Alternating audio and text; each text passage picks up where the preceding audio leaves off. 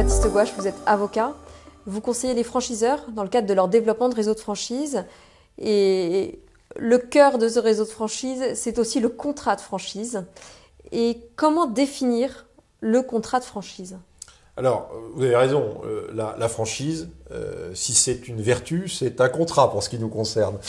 Donc, le contrat de franchise, c'est un contrat qui n'est pas nommé par la loi. Donc, sa définition résulte de la pratique et de la qualification que les juges ont fini par lui donner. Il y a 3 éléments principaux qu'il faut retenir. Le contrat de franchise, c'est la mise à disposition d'un savoir-faire, c'est-à-dire d'un ensemble de connaissances pratiques éprouvées par le franchiseur, identifiées dans un manuel opératoire, non immédiatement accessible sans effort de recherche et apportant un avantage par rapport à la situation du franchisé s'il était demeuré en dehors du réseau. C'est un contrat qui met à disposition une marque, donc un signe d'attraction de clientèle, auquel on ajoute généralement des concepts architecturaux, graphiques qui permettent la reconnaissance globale de l'offre commerciale. Et enfin, c'est une assistance, c'est-à-dire des services prestés par le franchiseur au bénéfice des franchisés pour que ceux-ci exploitent de la manière la plus efficiente possible le savoir-faire dans le respect de l'image de la marque. Et ce, en contrepartie de redevances, qui est le prix payé par le franchisé pour l'ensemble des contreparties que je viens de vous décrire. Et est-ce qu'il y a un contrat de franchise type conforme à la loi ? Mais en fait non, puisque un contrat innommé, c'est un contrat qui n'est pas défini par la loi, il n'y a donc pas de régime légal du contrat de franchise. C'est un contrat qui a été créé par les praticiens, par les avocats et leurs clients, commerçants, et dont les contours ont été définis au fur et à mesure par les juges à l'occasion du contentieux du droit de la franchise. Il n'y a donc pas de contrat de franchise type. Le contrat de franchise, c'est toujours une technique d'organisation personnalisée d'une relation voulue entre un franchiseur et un franchisé. Donc, ça veut dire quoi ? Ça veut dire qu'au cabinet, on va mettre en œuvre une technique de questionnement de nos clients. Et à partir de la connaissance qu'on a de leur secteur d'activité, leur poser des questions spécifiques en fonction de ce secteur d'activité. Et à chaque point possible d'une relation entre un franchiseur et un franchisé, on va poser sur la table les options. Donc le contrat de franchise est entièrement personnalisé et se co-construit entre l'avocat et son client. Et donc, qu'est-ce qu'un bon contrat de franchise ? Poser une question qui est tout de même une question difficile. Je pense tout d'abord, pour essayer quand même d'apporter quelques éléments de réponse, qu'un bon contrat, de manière générale, c'est un contrat clair. C'est un contrat qui est un guide à la relation. C'est-à-dire que face à une situation donnée, chaque partie doit bien connaître l'étendue de ses droits.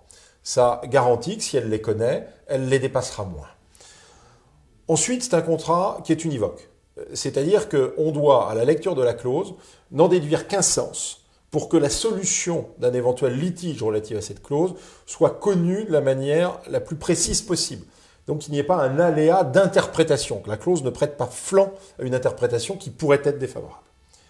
Après, c'est un contrat qui doit être complet, c'est-à-dire qu'il faut envisager tout le champ de la relation entre le franchiseur et le franchisé et ne pas laisser de côté des champs de relation qui de fait ne seraient régis par aucune règle, parce que sinon on se trouvera démuni quand on sera dans cette situation. Il faut donc bien connaître la relation franchiseur-franchisé et l'embrasser de A jusqu'à Z. Ensuite, c'est un contrat qui doit être évolutif parce que le contrat de franchise est de long terme. La plupart des durées constatées sont de 5 à 10 ans parce qu'elles doivent permettre l'amortissement du concept, son financement, etc.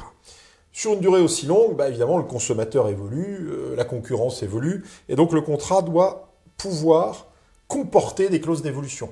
Par exemple, votre savoir-faire doit pouvoir être mis à jour. Vous pouvez devoir changer de gamme de produits, les faire évoluer. Le concept architectural, visuel, doit devoir être mis à jour. Donc un bon contrat de franchise, c'est un contrat qui comporte toutes les clauses d'évolution nécessaires pour que le réseau reste agile sur le marché. Et puis, un bon contrat, pour l'actionnaire du franchiseur, c'est un contrat qui lui permettra de valoriser son réseau. Un contrat absolument conforme, sans aucun grief de conformité au moment d'un audit d'acquisition, ou quand il fera rentrer un fonds pour financer son développement. C'est un contrat qui permet de bien contrôler l'image de la marque, de bien contrôler l'application du savoir-faire, de bien contrôler le périmètre du réseau, avec des droits de préemption, d'éventuelles promesses de vente, des clauses de non-concurrence. Bref, un contrat qui va assurer un niveau de contrôle qui sera satisfaisant pour l'exploitant. Et ça, c'est une condition de la valorisation du réseau et ça se traduit simplement en monnaie sonnante et trébuchante au moment des opérations de haut de bilan ou de transmission de l'entreprise du franchiseur. Et s'agissant de la rédaction du contrat de franchise, quelles sont les compétences clés d'un avocat pour rédiger un tel contrat ? Alors, tout d'abord l'expérience. Ce qui est très important, c'est d'avoir côtoyé de très nombreux franchiseurs, de très nombreux réseaux, de parfaitement connaître leur secteur d'activité, puisque ce n'est pas un contrat nommé. Et donc l'expérience se trouve non pas dans les livres de droit, mais dans les cabinets. C'est là que se forge le contenu des contrats de franchise. La connaissance du secteur d'activité est très importante. Donc avoir des avocats spécialisés avec une excellente connaissance économique des secteurs d'activité pour comprendre l'objet de l'organisation que le contrat va devoir traiter. Et puis, je dirais, la connaissance du droit de la concurrence. C'est un droit qui est très spécifique, que tous les praticiens ne maîtrisent pas. Mais le droit de la franchise, s'il y a une grande liberté contractuelle, il est très encadré par le droit de la concurrence. Toutes les clauses d'exclusivité territoriale, d'exclusivité de clientèle, de non-concurrence, d'exclusivité d'approvisionnement, de durée, de renouvellement, etc., sont susceptibles de prêter flanc à la critique, au titre du droit des ententes ou au titre des pratiques restrictives de concurrence du titre 4, livre 4 du Code de commerce. Donc cette connaissance est très importante parce que les sanctions attachées sont extrêmement lourdes et il faut que le contrat ne prête pas critique. Merci beaucoup Jean-Baptiste Gouache pour toutes ces précisions sur le contrat de franchise et sa rédaction. Je vous en prie.